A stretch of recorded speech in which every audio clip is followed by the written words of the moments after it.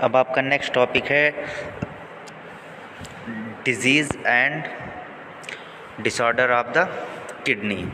ठीक है, disease and disorder of the kidney, ये आपका रीनल सिस्टम का है। ठीक है, तो इसको थोड़ा देख लीजिए। तो जो किडनी होती है, किडनी का काम क्या करती है? ब्लड वगैरह को फ़िल्टर करने का काम करती है। आपको पता है किडनी जो होती है वो नेफ्रॉन से मिलके बनी होती है। ठीक है, अगर किसी केस में इंसान की एक किडनी डैमेज हो जाए या एक किडनी काम ना कर रही हो तो आदमी दूसरी किडनी के सहारे चल सकता है। बट अगर एक केस ऐसा आ जाए कि आपकी दोनों किडनी जो है ख़राब हो जाए तो उस केस में क्या होता है, आपको या तो किडनी ट्रांसप्लांट करवानी पड़ेगी, तो कोई ना कोई आपको ट्रीटमेंट उस केस में करवाना पड़ेगा। अदरवाइज़ अगर आपकी एक किडनी डैमेज हो रही है या फेल हो रही है तो आप चल सकते हैं। तो देख लेते हैं थोड़ा सा। In this secretion, attention is directed not only to a specific disease of the kidney but also to the syndrome of acute and chronic renal failure, which have multiple cause. Infective disorders of the kidney are dealt with later as part of the general problems of infection of the urinary tract। ठीक है, जो आपका renal failure होता है, renal को क्या बोलते हैं? किडनी। यहाँ पे रीनल जो शब्द उपयोग में लाया गया है, रीनल फेल्योर, वो किडनी की जगह पे लाया गया है। ठीक है, तो इतना ज़्यादा इसमें कोई दिक्कत नहीं होनी चाहिए आपको। ठीक है, तो आपकी जो रीनल फेल्योर होता है वो दो टाइप से हो सकता है। कौन कौन से टाइप से हो सकता है? एक तो एक्यूट आरएफ या फिर chronic RF. Acute RF means होता है acute renal failure, RF means होता है, और क्रोनिक आरएफ मीन्स होता है क्रोनिक आर मीन्स रीनल या फिर किडनी फेल्योर। ठीक है, तो जैसे कि आपको कोई भी प्रॉब्लम आ गई तो आपकी किडनी में कुछ भी डिसऑर्डर्स हुई है तो कुछ 10 से 15 दिन या 20 दिन या हो सकता है महीने भर आपके प्रॉपर वे में आपकी किडनी काम नहीं कर पा रही है, तो उस केस में उसको हम क्या बोलेंगे? उसको बोलेंगे एक्यूट रीनल फेल्योर। मतलब कि आपके कुछ टाइम के लिए हाँ थोड़ा सा डिजीज़ हुआ, उसके बाद वो फिर से आपने ट्रीटमेंट कराया और सही हो गया, थोड़ी सी मेडिकेशन को फॉलो किया और वो सही हो गया, तो उसको क्या बोलते हैं? अगर कुछ टाइम के लिए आपकी किडनी फेल हो रही है, काम नहीं कर पा रही प्रॉपर वे में, उसको एक्यूट रीनल फेल्योर बोलते हैं। और वो जो क्रोनिक रीनल फेल्योर होता है वो लंबे समय तक, जैसे कि आपकी दोनों किडनी ख़राब हो गई और आपको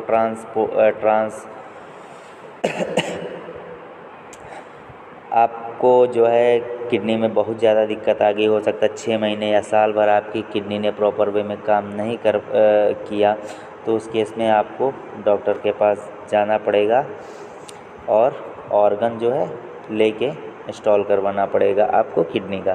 ठीक है, वो क्रोनिक जो है रीनल फेल्योर में आ जाती है।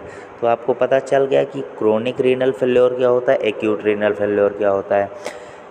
एक्यूट रीनल फेल्योर अगर 10 से 15 दिन, 20 दिन या बहुत है महीने भर तक आपकी जो है किडनी प्रॉपर वे में काम नहीं कर रही है तो उसको क्या बोलेंगे? Acute renal failure. अगर लाइफ टाइम के लिए, कुछ लंबे समय तक के लिए अगर आपकी किडनी प्रॉपर में काम नहीं कर पा रही तो उसको क्या बोलेंगे? Chronic renal failure. ठीक है, अब देख लेते हैं cause of acute renal failure. मतलब कॉजेज़ क्या क्या हैं जिसकी कारण, मतलब कॉज मीन्स कारण, जिसके कारण आपको रीनल फेल्योर या किडनी फेल्योर हो जाता है। ठीक है, तो देख लीजिए cause of acute renal failure. ठीक है, acute kidney failure can occur from many reasons, among the most common reasons are. देखो, कुछ एक्यूट किडनी फेल्योर, मतलब आपको पता है एक्यूट अगर यहाँ पे शब्द प्रयोग में लाया गया है तो कुछ कम टाइम के लिए 10, 15, 20 दिन के लिए आपको कोई इन्फेक्शन होगा जिस टाइम पे प्रॉपर वे में आपकी किडनी काम नहीं कर पा रही, तो किन कारणों से होगी वो देख लीजिए। यहाँ पे मैंने कुछ पॉइंट्स लिखे हुए हैं, आप उसको देख लीजिए। सर्व और sudden dehydration, point two acute tubular necrosis, इसको शॉर्ट फॉर्म में ATN भी बोलते हैं। तीसरा पॉइंट है toxic kidney injury from poisons और सर्टेन मेडिकेशंस। चौथा पॉइंट है यूरिनरी ट्रैक ऑब्स्ट्रक्शन। ठीक है, नेक्रोसिस मीन्स क्या होता है, गल जाना। ठीक है, अब पहले पॉइंट का मतलब समझ लेते हैं। अचानक से आपको डिहाइड्रेशन होने लगा, लूज मोशन होने लगा, उस केस में आपकी क्या हो जाएगी, रीनल फेल्योर की कंडीशन बनती है। ठीक है, दूसरी आपको क्या होता है, एक्यूट ट्यूबर न्यूक्रोसिस एटीएन अगर हो जाता है तब भी ये एक सिम्टम्स मतलब कॉज है।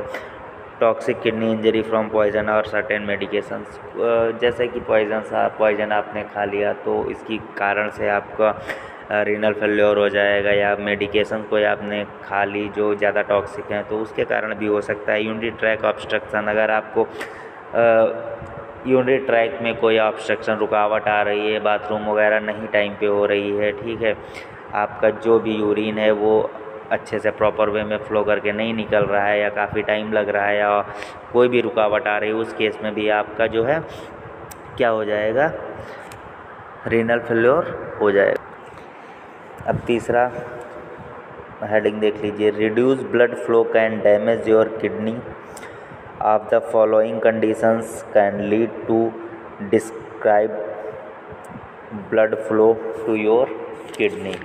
ठीक है, तो reduce blood flow can damage your kidney. ठीक है, तो जो आपका ब्लड फ्लो है अगर वो रिड्यूस हो जाता है तो उसके कारण आपकी किडनी जो है डैमेज हो जाती है। ठीक है, अब इसमें क्या क्या हो जाता है, पॉइंट्स देख लीजिए किन कारणों से।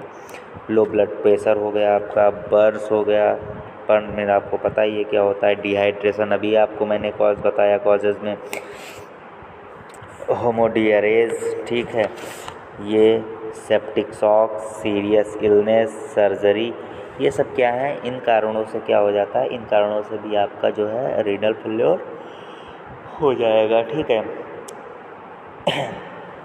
हेमोनोरेज मीन्स क्या होता है, नक्सीर, जो जैसे कि नाक में जो गांव में बच्चे होते हैं आपने देखा होगा कि नाक में हल्की सी चोट लग गई, या कभी कभी अचानक से ऐसे ही अपना ही हाथ लग गया तो खून निकलने लगता है, ब्लड निकलने लगता है, उसको क्या बोलते हैं, उसको नक्सीर बोलते हैं। ठीक है, हेमोरेज मीन्स नक्सीर। ठीक है, सेप्टिक शॉक जो हुआ, झटका जैसे लग गया, सीरियस इलनेस, बहुत ज़्यादा सीरियस बीमारी हो गई या सर्जरी हो गई, इन कारणों से भी आपका रीनल फेल्योर हो जाता है। ठीक है,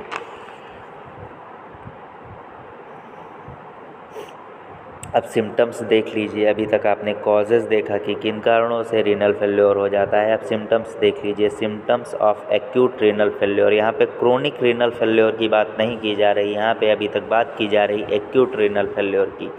ठीक है, the symptoms of acute kidney failure included, कौन कौन से सिम्टम्स हैं जो इंक्लूडेड हैं किडनी फेल्योर में। ठीक है, एक तो bloody stool, bloody stool means जैसे कि आप मॉर्निंग में स्टूल करते हैं, ठीक है, फीकल मैटर आपके बॉवेल से बाहर निकलता है तो उसके साथ में जो है क्या होता है, ब्लड भी निकलता है साथ में, जैसे कि बवासीर वगैरह जिसको हो जाती है, पाइल्स जिसको बोलते हैं, ठीक है, उसमें भी ब्लड निकलता है, वैसी कंडीशन यहाँ पे ब्लडी स्टूल में देखने को मिलती है।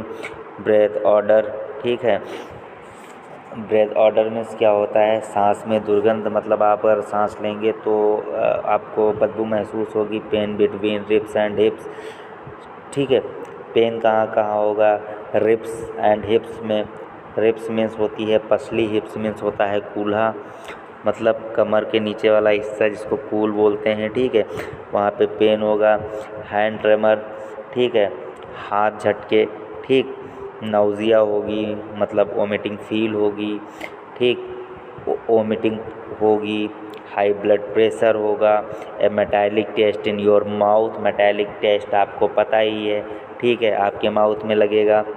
ठीक है, प्रोलॉन्ग ब्लीडिंग, लंबे समय तक ब्लीडिंग, लॉस ऑफ एपिटाइट, भूख कम लगना, ठीक, जब आपकी किडनी प्रॉपर वे में काम नहीं कर पा रही, किसी चीज़ को फिल्टर नहीं कर पा रही तो आपको पता ही है कि आपको भूख भी कम लगेगी। ठीक है, तो नेक्स्ट इसका देख लेते हैं भाई। आपने पढ़ लिया कि जो है रीनल फेल्योर क्या होता है, कॉजेज़ क्या होता है, मतलब किन कारणों से होता है। उसके बाद आपने देखा कि सिम्टम्स क्या क्या आप में बॉडी में देखने को नज़र आते हैं, ठीक है। अब चौथा पॉइंट है treatment of acute renal failure, मतलब कि अगर आपको ये डिजीज़ हुई है या बीमारी हुई है तो उसको सही करने के लिए कुछ ट्रीटमेंट्स भी अपनाए जाते हैं, ठीक है। एक्यूट रीनल फेल्योर, यहाँ पे अभी भी मैं बोल रहा हूँ क्रोनिक रीनल फेल्योर की बात नहीं हो रही, यहाँ पे बात हो रही केवल एक्यूट रीनल फेल्योर की, ठीक। Your treatment will depend on the causes of your acute kidney failure. The goal is to restore kidney function, preventing fluids and waste from building up in your body while your kidney recover is important. फिर point देख लीजिए, it in the majority of case of kidney specialist called a nephrologist make on evaluation, ठीक है। तो जैसे कि आप हैं नेफ्रोलॉजिस्ट के पास जा सकते हैं, ठीक है, आप अपनी सारी प्रॉब्लम बता के, ठीक है, फिर आप ट्रीटमेंट ले सकते हैं ताकि आपकी जो किडनी प्रॉपर वे में काम नहीं कर पा रही है, रीनल फेल्योर हुआ है, तो उसका जो वर्क है वो फिर से रिस्टोर हो सके और वो प्रॉपर वे में काम कर सके। तो आप किसके पास जाएंगे? एक नेफ्रोलॉजिस्ट के पास जाएंगे। वो मूल्यांकन करेगा, मतलब निर्धारण करेगा कि आपको कौन सी प्रॉब्लम हो गई है जिसकी वजह से आपको ये कंडीशन आपको फेस करनी पड़ रही है, ठीक। तो इसमें वो सलाह ट्रीटमेंट में आपको बताएगा कि आपको डाइट कैसे लेनी है, मेडिकेशन लेनी है। अगर आपकी केस हुआ कि डायलिसिस का, तो वो डायलिसिस कैसे करवाएगा, क्योंकि भाई ब्लड को फ़िल्टर करता है। अगर ब्लड को किडनी फ़िल्टर नहीं कर पाएगी तो बॉडी तक पहुंचेगी कैसे, जिस केस में क्या होता है, डायलिसिस भी करवानी पड़ती है। तो डाइट में देख लीजिए, your doctor will restricted your diet and the amount of liquid you eat and drink, ठीक है। जो भी आपका डॉक्टर होता है वो रिस्ट्रिक्शन देता है कि आपको कितना लिक्विड लेना है और कितना ड्रिंक खाना और क्या क्या ड्रिंक में लेना है, ये सारी चीज़ें वो आपको मेंशन करेगा, ठीक। मेडिकेशन में बात कर लेते हैं। Your doctor may prescribed antibiotics to treat और prevent any infection that occur at the same time. Diuretics may help your kidney eliminate fluid. Calcium and insulin can help you avoid dangerous increase in your potassium level, ठीक है। क्या करना है? Doctor prescribe करेगा आपको antibiotics की, जो भी किडनी पे इन्फेक्शंस है, जो भी बैक्टीरिया उसको इन्फेक्टेड कर रहा है उसको इजीली किल करते हैं, इसलिए मेडिकेशन में एंटीबायोटिक्स ज़्यादा दी जाती हैं, ठीक है। फिर क्या करेंगे? कैल्शियम एंड इंसुलिन को अवॉइड करना है। ये क्या होती हैं? डेंजरस, इंक्रीज़ कर देती हैं क्या? आपकी बॉडी में पोटेशियम लेवल, ठीक है, इसलिए इसको नज़रअंदाज करना है। डायलिसिस में क्या है?